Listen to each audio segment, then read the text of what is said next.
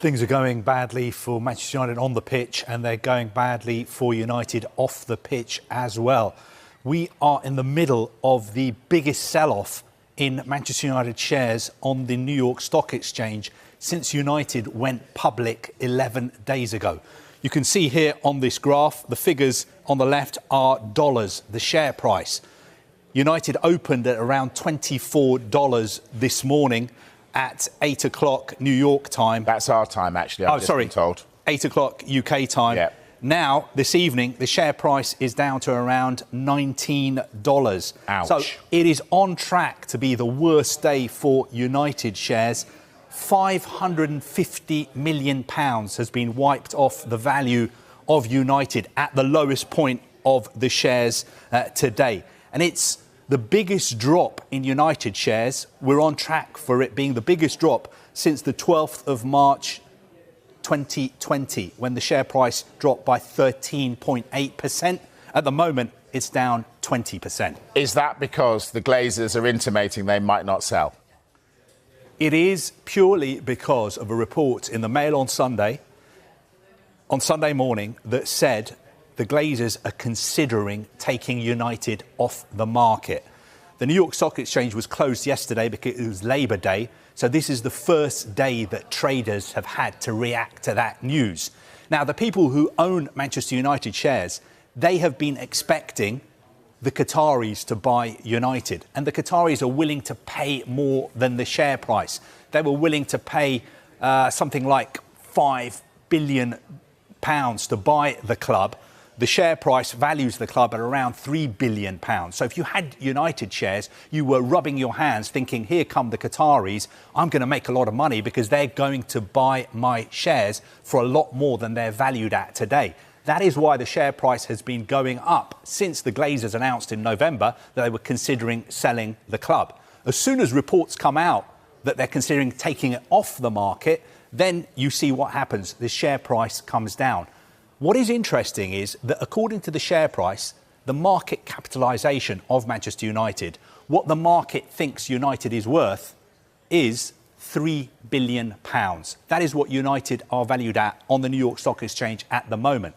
And we know the Glazers are asking for far more than that for Manchester United. They want at least twice that, £6 billion. And we also know that the Qataris, Sheikh Jassim, and also Sir Jim Ratcliffe's bid have been around £5 billion. So those two big roles that can be made redundant, and that is what they have been doing. And in the statement we've just had in the past hour from the Chief Executive, Omar Barada, he says we are initiating a wide-ranging series of measures which will transform and renew the club.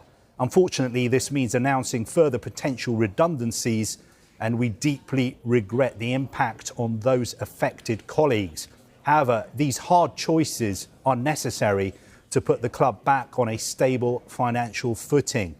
We've lost money for the past 5 consecutive years. This cannot continue. Our two main priorities as a club are delivering success on the pitch for our fans and improving our facilities. We cannot invest in these objectives if we are continuously losing money. Now, last week, it marked a year since Ineos took their stake and took control of football operations at Manchester United. There were a lot of pieces about, I guess you would call it potentially penny pinching if you wanted to, or streamlining. It's not just redundancies that placed by Ineos to change things at Manchester United. No, I think going forward, we are going to see more staff moving from Old Trafford to working at Carrington. Of course, Carrington is being redeveloped at the moment. Also, I think there will be a reduced presence at Manchester United's offices in London. If you remember, under Ed Woodward, for instance, United always had a presence in central London. Their offices used to be in Mayfair. I think they've moved to High Street, Kensington. That was to have the people who sort of negotiate United's commercial deals based in London, because the thinking was that it was easier to meet interested parties who wanted to do business with United in London rather than in Manchester. I think going forward there will still be a London office for United, but more of the people who work in London will be moving to Manchester. Also, couple of other things to clear up. I know there have been some reports today about the fact that if you work at United's training ground and you're not a member of the first team squad, the catering arrangements are going to change for you. I've seen headlines saying that you'll only be getting soup and sandwiches. I think the guidance we are getting is that Carrington catering arrangements will remain unchanged for the remainder of the season. But of course, as at every other club, there is a difference between the food that first team players, the first team, the academy and the women's teams are served compared to what other people who work at the training ground. It is a busy night here on SportsCentre because now let's get to some breaking news from Manchester United. Now the club has confirmed that Rúben has indeed left the club following his spell as manager. Now Sani Rudvajala is at Carrington for us now. Good to see you, Sani. So look, of course, it was his last game in charge, wasn't it, yesterday? Rúben Amorim has arrived and now Ruud has gone. He's made his mark, hasn't he? What more can you tell us?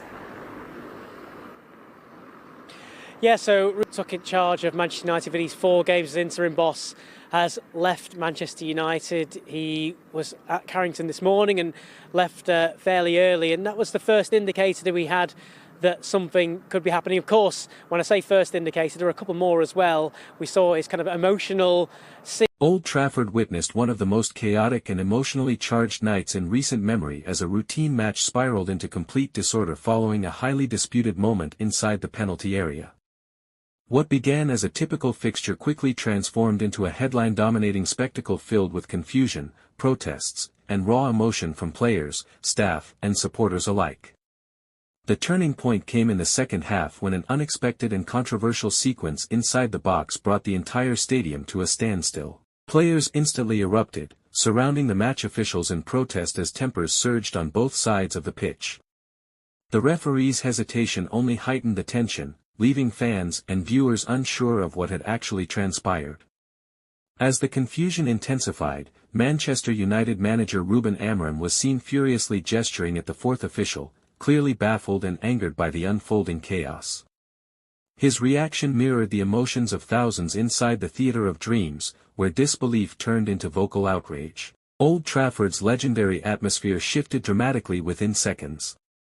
One moment, fans were immersed in the flow of the match. The next, the stadium was alive with frustration, shock, and a sense of injustice.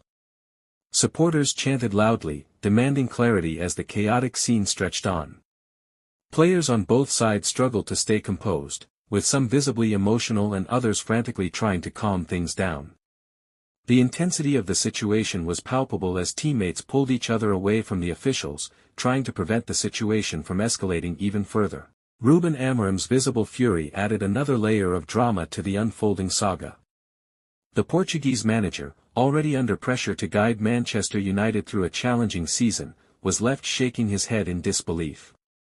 His confrontation with the officials highlighted the seriousness of the situation, and cameras captured every tense exchange as confusion spread across the stadium.